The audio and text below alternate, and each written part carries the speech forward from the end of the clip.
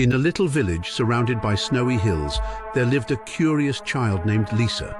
Lisa loved winter. She loved the way the snowflakes danced in the air and how the world sparkled. But most of all, Lisa loved building snowmen. One crisp December evening, Lisa built her biggest snowman yet. He had a carrot nose, shiny black button eyes, and a scarf she had borrowed from her grandpa. As the sun set, Lisa placed the last piece, a magical top hat her grandmother had given her, saying it was full of holiday cheer. She stepped back to admire her work.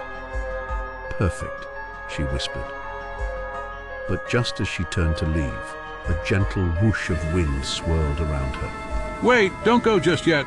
Lisa turned around, her eyes wide. The snowman blinked, wiggled his carrot nose, and gave her the warmest, frostiest smile. You're alive? Indeed, I am. Thanks to this marvelous hat and your kind heart, I'm Jack the Snowman at your service. But I need your help. Lisa blinked in surprise. Me? Help you? With what? The Winter Star. It's what keeps the snow and the magic alive in our village. But it's missing. If it isn't returned to the top of the frosty pine before midnight, all the snow will melt and I'll disappear. Lisa's heart sank. She couldn't let that happen. Don't worry, Jack. We'll find the Winter Star together. The two set off into the snowy forest, the moonlight guiding their way. The trees whispered in the wind, and strange shadows danced on the snow. Suddenly, they heard a rustling sound. Out of the bushes popped a mysterious fox, its fur glinting silver under the moon. Looking for something, little ones? Lisa explained the fox about the Winter Star.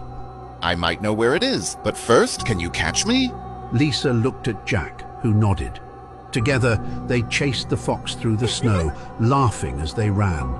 Finally, Lisa slid down a snowy hill and caught the fox's tail. Gotcha. Now where's the star? You're quick. Follow the path to the frozen lake, but be careful. The ice spirits guard it.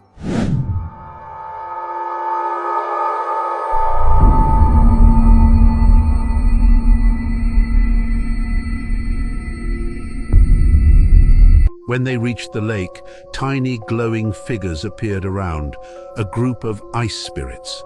The Winter Star sat at the center of the frozen lake, glowing faintly. Who dares to take our treasure? Kind spirits we don't wish to steal. The Winter Star belongs at the top of the frosty pine to keep the snow and magic alive for everyone. The spirits huddled together, whispering. Finally, the leader stepped forward. Your kindness has melted our icy hearts. Take the star, but you must work together to place it on the tree before midnight. Lisa carefully picked up the glowing star, and she and Jack hurried back through the forest. When they reached the frosty pine, it was almost midnight. The tree was tall and slippery, and Lisa wasn't sure how to reach the top. Jack, give me a boost.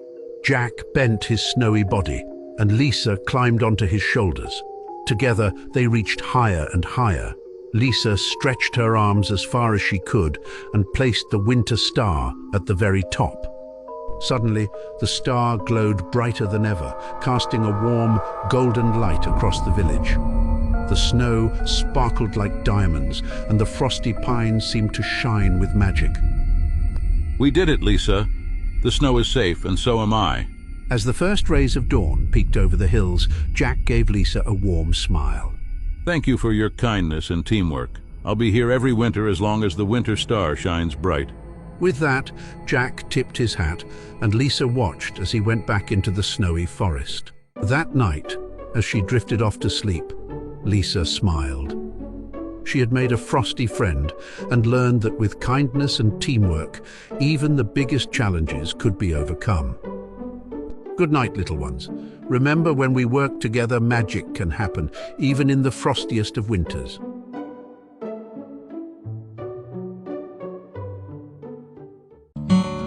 Oliver and His Extraordinary Shell by Lully Brock. In a land far away, where turtles would play, lived a special little turtle named Oliver, they say. His shell stood out with curves so grand it was quite different from all the others in the land.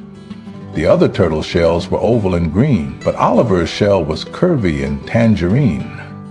His parents loved him dearly and told him every day that his shell was special in every single way. But at school and in town, others did not see the beauty in his shell and how useful it could be. Each shell had a purpose, and every turtle had a dream to help their town grow and join the right team. There were teams to build homes and teams to help farm, teams to help cook and teams to keep out harm. But Oliver was different, and the town turned their backs. They teased him and laughed and made wisecracks about the way he looked and the way he would bend. So Oliver walked home, wishing it would end, sad and alone with no friends in sight. Poor Oliver went to bed and cried all night. But Oliver was brave, and he never lost heart. He knew he was special and that he had a special part. In the quiet small town he loved so much, he knew that his purpose would be revealed as such. So he held on to hope and got up the next day, believing that everything would be okay. As he walked out the door, he remembered what Mama had said, "You are loved, Turtle Dove," and she kissed him on the head. Then a flood threatened the town, so the turtles built a dam, but they were missing a piece to help save their land. Everyone was working, knee-deep in the mud. They were all bracing for the impending flood. There were no more rocks, and the turtles were scared. The flood was coming, and they were not prepared. But Oliver noticed that the space in the dam looked oddly familiar. So he quickly swam. He jumped into the hole and lifted his chin. And to everyone's surprise, he fit right in. Oliver's shell calmed their fears, and the town was saved, and the turtles cheered.